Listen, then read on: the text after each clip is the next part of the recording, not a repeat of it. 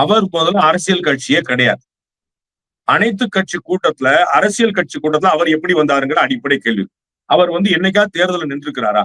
அவர் இல்ல. அவருடைய இயக்கம் என்னைக்காவது நின்றுக்குதா? நீங்க அனைத்து கட்சி கூட்டம் சொல்லிட்டு RSS கூட்டுவீங்களா? RSS கூடுவீங்களா? RSS ஒரு கட்சியா? RSS ஒரு இயக்கம். அது போலவே திராவிடர் கழகம் ஒரு இயக்கம். கட்சி தலைவரா எப்படி வந்தாரு? அவருக்கு நம்ம பார்த்திருக்கோம். தேர்தல் ஆணையத்துடைய அதிகாரத்தின்படி 3 தேர்தல்கள்ல ஒரு கட்சி போட்டியிலன்னா அங்கீகாரமே கிடையாது. நான் கேட்கிறேன், திராவிடர் கழகம் பதிவு பெற்ற அரசியல் கட்சியா? அங்கீகாரம் பெற்ற அரசியல் கட்சியா? அரசியல் கட்சியா முதல்லன்னு கேக்குது. அவர் அனைத்து கட்சி கூட்டத்துல அண்ணன் ஆசிரியர் வீரமணி எப்படி வந்தாரு? இது ஒரு கேள்வி. 2வது, தேர்தல் ஆணையத்துக்கு அதுக்கு அதிகாரம் கிடையாது அப்படின்னா காங்கிரஸ் பீரியட் நடந்துச்சே, திராவிட முன்னேற்ற கழகம் கூட்டணியில இருக்கும்போது நடந்துச்சே, 2004 வரைக்கும் நடத்தினாங்களே. அப்ப காங்கிரஸ் கட்சி திமுக கூட்டணியில் இருக்கும்போது அரசமைப்புக்கு விரோதமாக இந்த SIR நடத்தினாங்களா? 1952 நடந்திருக்கேன். இதே பீகார் நடந்திருக்கேன். இதே லாலு பிரசாத் ஆட்சி நடந்திருக்கேன். ஐக்கிய முற்போக்கு கூட்டணி ஆட்சி இருக்கும்போது நடந்திருக்கேன்.